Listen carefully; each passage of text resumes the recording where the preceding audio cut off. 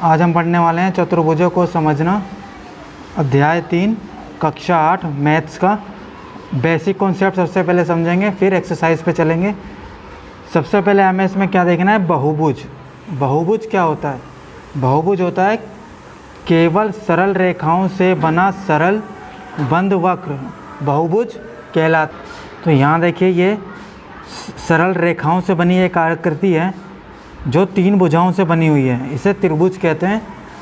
ये एक सरल रेखा से बनी है तो इसे हम बहुभुज कहेंगे। ठीक इसी तरीके से इसे देखिए, इस आकृति, यह एक आयत, ये एक सरल रेखाओं से बनी हुई आकृति, ये 4 भुजाएं हैं इसकी, तो इसे भी हम बहुभुज कहेंगे क्योंकि ये सरल रेखाओं से बनी हुई है, रेखाओं से बनी हुई है, रेखाखंडों से बनी हुई है। इसी तरीके से इस आकृति को देखिए, ये भी रेखाखंडों से बनी हुई है।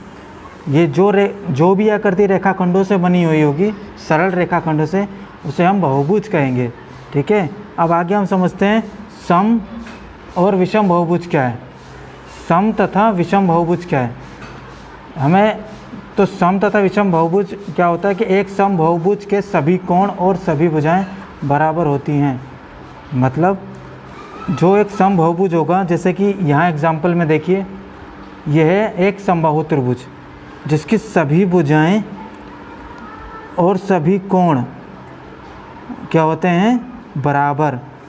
सभी भुजाएं सभी कोण क्या होते हैं, बराबर। और एक कोण कितने डिग्री का होता है, 60 डिग्री का। ठीक है, और त्रिभुज के तीनों कोणों का योग 180 डिग्री होता है। तो जिस भी बहुभुज की सारे कोण बराबर हों, जैसे ये वर्ग देखिए, ये है एक वर्ग, इसके सारे कोण बराबर हैं, ये एक चतुर्भुज है, और ये इसका हर एक कोण 90-90 डिग्री का होता है। सारे बराबर हैं कोण और सारे भुजाएं भी बराबर हैं, इसका मतलब ये एक सम बहुभुज है।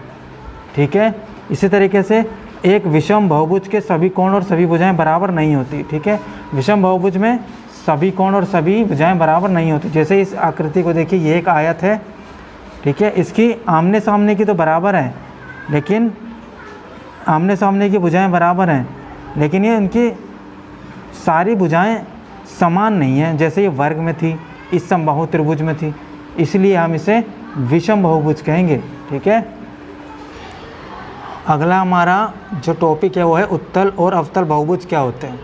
ठीक है, तो पहले उत्तल बहुभुज को समझते हैं। जिन बहुभुजों के विकर्णों का कोई भी भाग बाहर नहीं होता, यानी बहिर्भाग में स्थित नहीं होता, वह उत्तल बहुभुज होता है। अब ये देखिए, एक चतुर्भुज है। ठीक है, इसके जो विकर्ण हैं, ये देखिए, ये इसके 4 शीर्ष हैं, और जो विकर्ण जो बनता है वो हमेशा 2 शीर्षों को मिलाकर बनता है। तो इसका एक शीर्ष दूसरा शीर्ष, अगर हम इसे मिला दिए, ये एक विकर्ण बन गया। ठीक है, तो एक विकर्ण, और यहाँ से मिला दिया हमने इसे, ये दूसरा विकर्ण। तो जो विकर्ण बने वो चतुर्भुज के अंदर ही तो बने, यानी इसका कोई भी भाग बाहर नहीं है विकर्ण का, चतुर्भुज के अंदर ही विकर्ण है।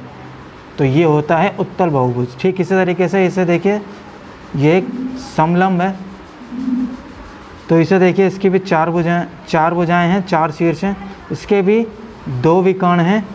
ठीक है, और ये दोनों के दोनों विकर्ण जो हैं वो आकृति के इस चतुर्भुज के अंदर बन रहे हैं। ठीक है, तो ये एक उत्तल बहुभुज है। ठीक है, अब यहाँ पर देखिए अवतल बहुभुज को। अवतल बहुभुज जो है, जिन बहुभुजों के विकर्णों का कुछ भाग बहिर्भाग यानी बाहर में होता है, तो वह अवतल बहुभुज कहलाता है। यानी कि जैसे कि इसे देखिए, ये है, अब हम ये जो इसके अगर हम विकर्ण खींचेंगे तो देखिए, ये क्या है, ये इससे मिल जाएगा और ये इससे मिल जाएगा। तो इसके विकर्ण का, इसको हम यहाँ से मिला, ये जो है ये बाहरी तो है, इसके ये 2 जो है विकर्ण के भाग बाहर ही तो हैं, तो ये कुछ हिस्सा बाहर की ओर है, तो ये अवतल बहुभुज है। तो इसे देखिए, ये जो आकृति है ये भी अवतल है, अवतल बहुभुज है। कैसे? क्योंकि इसके भी जो विकर्ण हैं वो, ये देखिए, कुछ हिस्सा इसका बाहर की ओर जा रहा है। मैं अगर इसके विकर्ण मिला दूं तो ये जो है बाहर की ओर इसका, ये देखिए, इधर से और इधर से कुछ हिस्सा बाहर है, और अगर हम इसे इधर से भी मिला दें तो ये भी बाहर की ही ओर है। ठीक है, ठीक है। तो ये कुछ हिस्सा मतलब बाहर होना चाहिए विकर्ण का, उसे हम अवतल बहुभुज कहते हैं। ठीक है, तो उत्तल और अवतल बहुभुज आपको समझ आ गया होगा। अब इसे देखिए, किसी भी बहुभुज के विकर्णों की संख्या ज्ञात करने का सूत्र, यानी कि कोई भी बहुभुज हो, कोई भी बहुभुज अगर हमें उसके विकर्णों पता करने के उसके विकर्ण कितने हैं, तो आप ये फॉर्मूला लगा देना, उससे हमें विकर्ण मिल जाएंगे कि इसमें विकर्ण कितने हैं कि उस भुजा में, उस बहुभुज में। यहाँ पर जो n है, n वो भुजाओं की संख्या है। ठीक है, यहाँ n की जगह भुजाओं की संख्या। मैं एक क्वेश्चन तुम्हें एक बहुभुज लेके समझा देता हूँ इसको। जैसे ये मैंने एक त्रिभुज ले लिया, ठीक है।